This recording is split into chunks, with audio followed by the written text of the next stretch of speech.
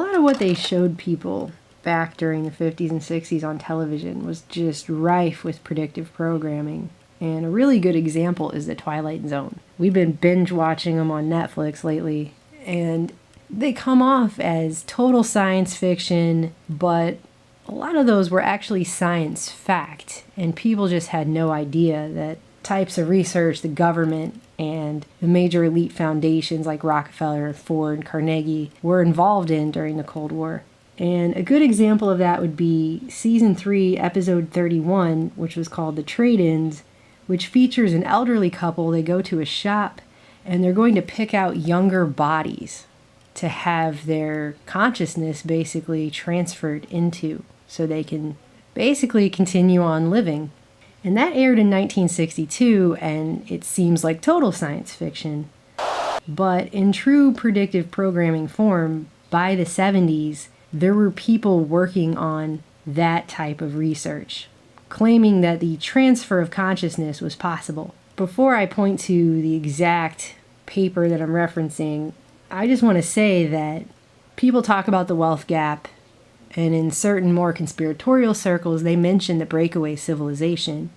But one of the things that's not really talked about very often is the fact that we know not only have medical treatments and cures been largely suppressed from the public for things like cancer, go look into Royal Raymond Rife for more on that, but we get hints given to us every once in a while that this is what's going on. A good example of that would be in this March 2014 issue of Rolling Stone, where they did an interview with Bill Gates. Every once in a while, these publications do these really glowing, ass-kissy interviews with people like billionaire eugenicist Bill Gates. And he just says things that he doesn't even care what kind of eugenicist he comes off as. And this is a really good example. They start talking about healthcare reform, and the interviewer is talking about frustration with the political system and our healthcare system. And Bill Gates starts talking about the fact that there are lots of innovations that go on outside of the government. But then he actually says, but innovation can actually be your enemy in healthcare if you're not careful. And the interviewer says, how's that? And Bill Gates says, if you accelerate certain things but aren't careful about whether you want to make those innovations available to everyone, then you're intensifying the cost in such a way that you'll overwhelm all of the resources. And the interviewer says, like $1 million chemotherapy treatments, which is just a kind of outlandishly extreme example, but whatever. And Bill Gates says, yeah, or organ transplants for people in their 70s from new artificial organs being grown. There's a lot of medical technology for which, unless you can make judgments about who should buy it, you'll have to invade other government functions to find the money. There are 4 or 5 of these innovations down the pipe that are huge, huge things. And then the interviewer says, yeah, but when people start talking about these issues, we start hearing loaded phrases like death panels, etc. And then Bill Gates says, the idea that there aren't trade-offs is an outrageous thing.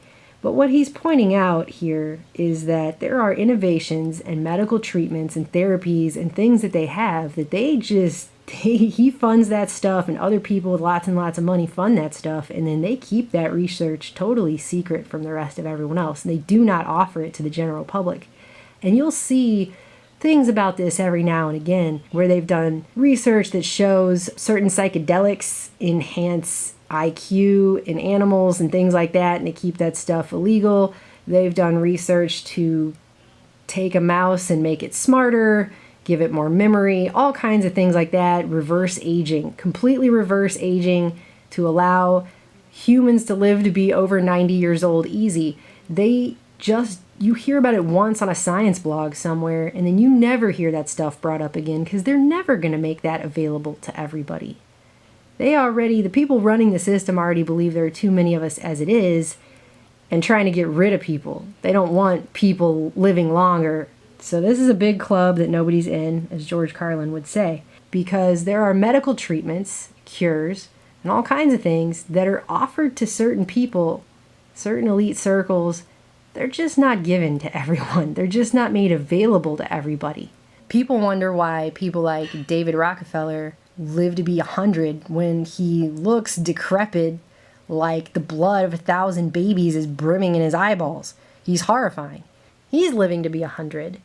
While you have average people being cut down in their 50s and 60s, and you have autoimmune diseases and cancer and autism and all these things going off the charts. And they've actually had to admit now for the first time that the overall life expectancy in this country has dropped.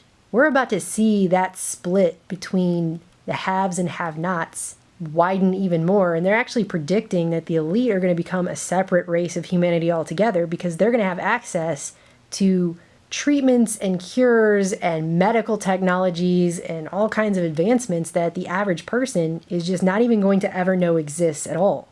And so you'll have a wealth gap that'll actually be more like the health gap. And it's already happening now if you look around. That having been said, what I wanted to talk about is this book here by Sir John Eccles called Mind and Brain, which is a huge focus on consciousness. Sir John Eccles being the elite Australian neurophysiologist who won the Nobel Prize with Andrew Huxley, grandson of biologist T.H. Huxley and half-brother of Brave New World author Aldous Huxley in 1963. So this is a very elite scientist, and he compiled this book with different papers from other scientists who were involved in some pretty interesting research from the 70s. I think this book was put out in, 82? But this stuff that's in it is from the 60s and 70s. And it's all about the biology of consciousness, the evolution of consciousness, adaptability of your nervous system, the creation of man and the creator of man, the human brain and the human person. Free will is in here. This is a pretty creepy book, and it's not the kind of book that the average person is just going to go pick up. You're going to see people walking through the airport with, the new Danielle Steele novel and John Eccles' creepy book on the research they're doing on human consciousness.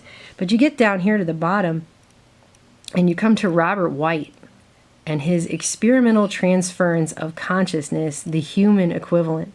This is the kind of stuff that elite scientists were working on during the Cold War and was not talked about widely in the public sphere. But this is the kind of other stuff that they were working on.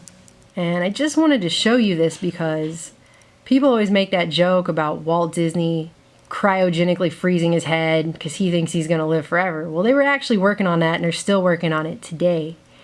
And elite scientists were being funded high up the chain on things like transferring human consciousness because these people ultimately want to create life, become gods, and live forever through technology.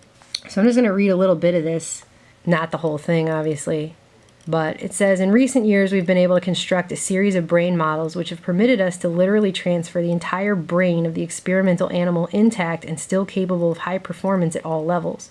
And I'm just going to skip ahead, because like I said, it's very long, and get straight to the end where he just makes his point of what he's trying to say here.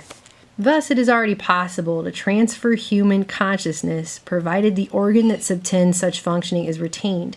It could be argued that all of the other body systems and organs have been primarily developed for and in a sense subservient to the concept that brain function must be sustained and that their very existence and design is based on this principle. In other words, the body and its systems are nothing more than a power pack for the brain. From the final analysis, the brain is the tissue substrate for the mind and possibly that which we call the spirit or soul of man. Science has reached a threshold where human consciousness can be transferred, provided the organ which supervenes this characteristic is maintained. Whether research directed toward human cephalic transplantation should be undertaken requires extensive review by such fields as philosophy, theology, sociology, and medicine. So this is what they were working on in the 70s. They were working on transferring human consciousness. Robert White never gave up on this idea. He spent his whole career working on what he called prolonged hypothermic preservation and cephalic transplantation. And in the 70s, he was widely attacked in the media for doing a transplant where he took a monkey's head and put it on another monkey.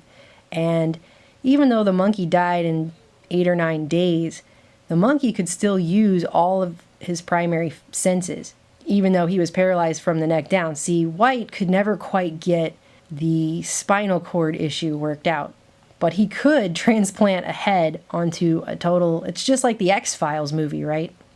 And in the 90s, he horrified people again when he started practicing this on cadavers. In preparation for what he said was going to be a full human head transplant, He claimed he was going to fix people like Stephen Hawking and Christopher Reeve, but they shut him down. I don't think they wanted that to be publicly known that that was something they could actually do. In 1999, he was quoted as saying, "What has always been the stuff of science fiction, the Frankenstein legend in which an entire human being is constructed by sewing various body parts together, will become a clinical reality early in the 21st century. Brain transplantation, at least initially, will really be head transplantation or body transplantation, depending on your perspective. With the significant improvements in surgical techniques and post-operative management, since then, it will now be possible to consider adapting the head transplant technique to humans." This research continues. It's not widely published. They don't really let people know they're doing it. But just a couple of years ago, a group in Italy, led by a guy named Sergio Canavero, released a paper in Surgical Neurology International on something they actually call heaven. And it looks like Walt Disney might actually get his wish, because they've been working on being able to transfer a person's head to another person. But ultimately, what they really want to do is be able to transfer the consciousness. The elite are working on living forever through technology.